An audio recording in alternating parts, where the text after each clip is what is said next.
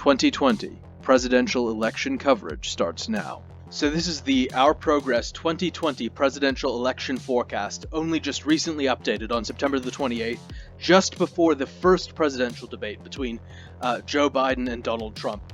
If you like this video, be sure to hit like, follow, and subscribe. So let's jump right in. So the first debate's about to come up. We don't know what's going to happen. The campaign has been remarkably quiet compared to at least what I remember of the 2016 campaign and earlier campaigns. And there hasn't really been a direct clash between the two leading members of each major political party in the US. Joe Biden representing the Democrats, or the US sort of left wing, and Donald Trump representing the Republicans, or the US sort of right wing. And so this first presidential debate may change everything. We don't know. It's coming up. But here's how the election sits just prior to that first presidential debate. And because they haven't clashed at all, you know, we have seen no direct clashes between the two. You know, where it is right now probably is likely to shift, but where it is right now is Joe Biden is very likely to win the Electoral College vote with an 86.2% probability of winning the Electoral College, which is those minimum of 270 votes required to win the presidency.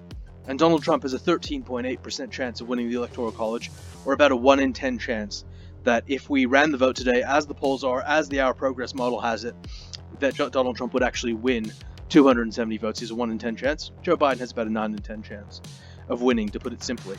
Here's what the map looks like today. And as you can see, the Republicans maintain a stronghold sort of in the center of the country. And the Republicans have their classic Western stronghold, the sort of Western front, as it were, Washington, Oregon, California. Mexico's down here, so these guys aren't Western states. They're sort of inland, but they're sort of they're the shield kind of near this Western states. The Democrats have also got that, but they also maintain their classic sort of northeastern stronghold here, which usually become Democrat states. What's changed, of course, is this little shield area here, right next to their West Coast states, which are now going blue, and the foothold that they've now gained in the Rust Belt. And if we go back to the 2016 presidential election, where Donald Trump won 306 Electoral College votes against Hillary Clinton's 232 Electoral College votes, that's the 270 that you needed to win. That's where the arrows are, and as you can see, the Republicans grabbed this extra amount, which let them win the election. If you go back there, what you'll see is that, yes, they had these western states, they had Nevada as well, and yes, they had these northeastern states, the Democrats, but what they didn't have were Wisconsin and Michigan, nor did they have Florida, nor did they have Arizona or Utah. And so, yes, the Republicans had this sort of center part of the United States, the continental U.S., but the Republicans also had Wisconsin and Michigan, as well as Pennsylvania, Ohio, Indiana, Florida, etc., and hence they won the 2016 election. However, in this 2020 most updated forecast, you can begin to see the Democrats are making their way into Arizona, as well as, I suppose, Utah here. Utah. So they're making their way into Arizona, which has changed, as well as, of course, Pennsylvania and Wisconsin and Michigan. They still haven't got Florida. So that's the big change here. Pennsylvania, Michigan, Wisconsin, and Arizona. Okay, those are their big, the big change that you can see between that and where the country was at in 2016. And so if we go down here, you can see that they have the popular vote listed. Again, the election is not won on the popular vote. It's just an interesting stat, as it were. And Biden sitting there with almost 73 million votes, or 52% of the U.S. population voting for Biden, against Trump's 63 million votes, or about 44.7% of the U.S. population voting for Trump. And other votes are about 4.5 million votes, or about 3.3% of the population. Even if you added those into the Republican vote total, you would get to 45 plus 3, so about 48% of the votes going to the Republicans, against 52 to the Democrats. So to keep it brief, 52-48 is where the divide is in favor of Joe Biden. With the Electoral College votes, if you exclude, if you include the toss-up states The Democrats are tipped to win about 289 electoral college votes against the Republicans' 125 votes, which is over the 270 line that the Democrats need to win the 2020 presidential election. But once you remove the toss-up states and assign them, the Democrats are currently assigned, according to their progress forecast, 351 electoral college votes against the Republicans' 187. Of course, they need 270 to win. So they're currently, according to the OP forecast, predicted they're heavily favored to win, as it were. And you can see that reflected in the probabilities up here, with Joe Biden sitting at 86.2% chance of winning this election. Now, they have some interesting graphs down here, how the race has changed over time. And you can see here the odds of winning. The higher, the better. And so you can see this blue line's above the red line, which shows that Biden's odds have always been better than Trump's odds, without exception through this period. We start in February 2020. Biden's at about 70% odds of winning against Trump's 30.18% chance of winning. And now we're sitting here today at Biden at 87% chance of winning almost, against Trump's about 14% chance of winning. And so yeah, it's sort of when Bernie Sanders dropped out of the primary and Joe Biden became the presumptive nominee of the Democrat Party, the results didn't really change that much between Biden and Trump. But somewhere between sort of May and June, Biden's odds started breaking out of that sort of 70% and rising. 75, you can see there, 80, 83, and this is the point at which Joe Biden selected Kamala Harris as a running mate, and his odds have just sort of continued to climb to sort of 87% now against Trump's 14% odds. Here's the vote percentage, so popular vote, and Joe Biden, we go back to sort of February 2020, Joe Biden sitting around 51% of the popular vote against Trump claiming about 46% of the popular vote. You go to the point at which Bernie Sanders dropped out, Joe Biden sitting with 51% against Donald Trump's 45%. You then get to the point where Kamala Harris was selected as Joe Biden's running mate, and Joe Biden sitting with 51.6% of the popular vote against Donald Trump's 44.85% of the popular vote. And then we progressed to today, where Joe Biden is sitting at about 52% of the popular vote against Donald Trump's 44.7% of the popular vote. Here you can see the electoral vote distribution.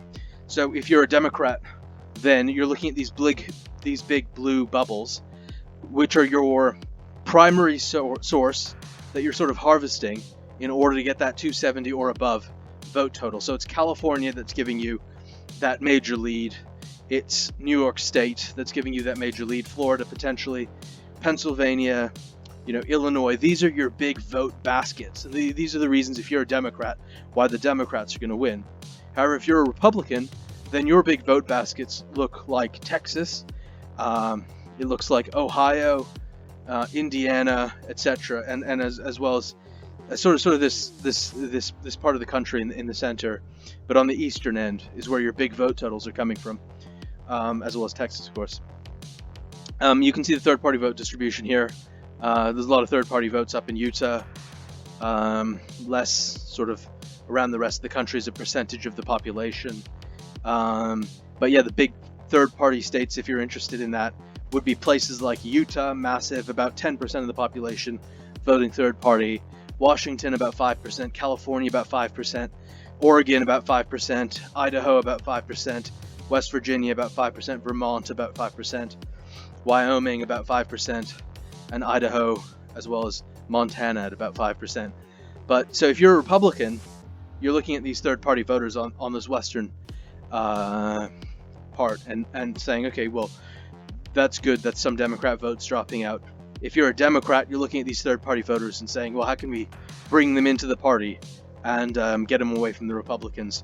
Though here, the Democrats are so safe that probably the very clever Democrats among you don't mind too much about these particular third-party votes. You're more concerned in these sorts of Rust Belt states and other, states that could tip either way about that third-party vote, which you're trying to sort of bring along with the Democrats.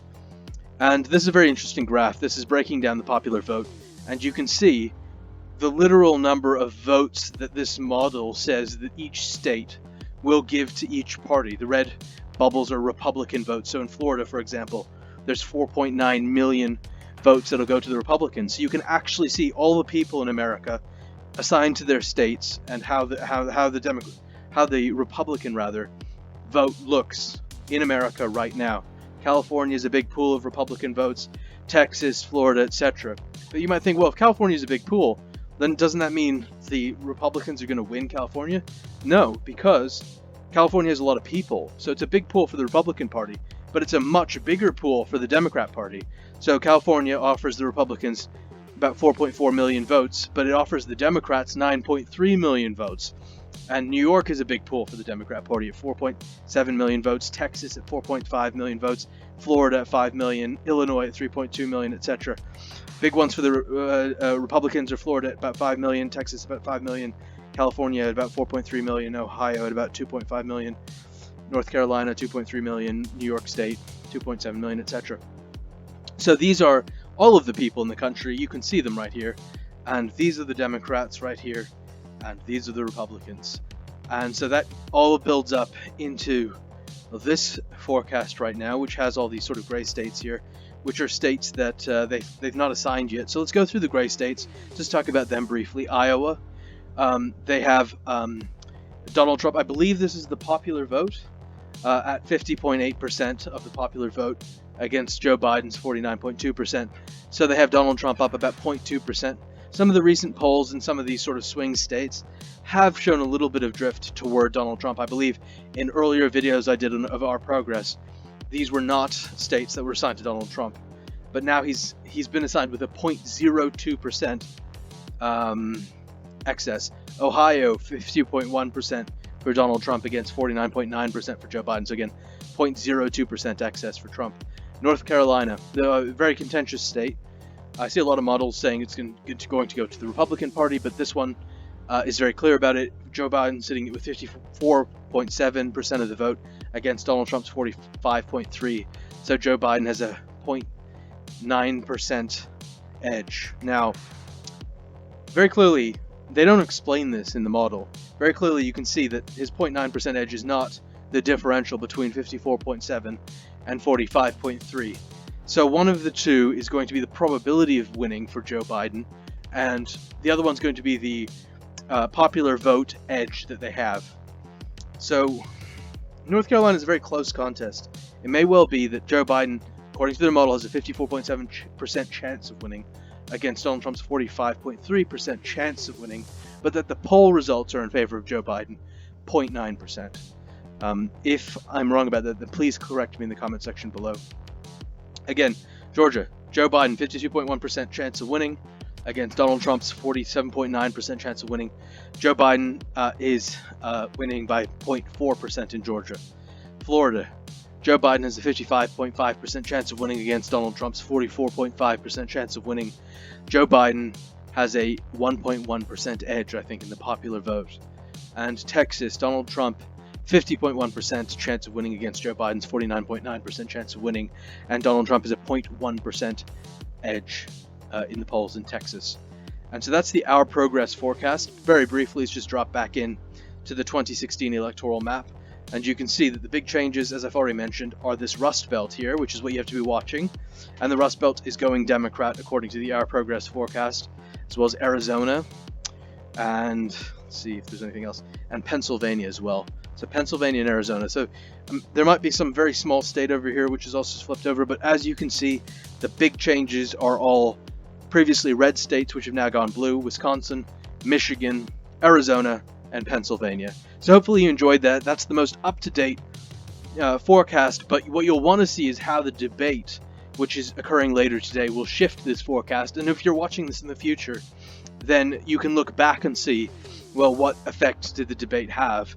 But this is what we're sitting at before the first debate between these two juggernaut candidates in this 2020 election. So thanks so much for watching, and if you liked the video, be sure to hit like, follow, and subscribe.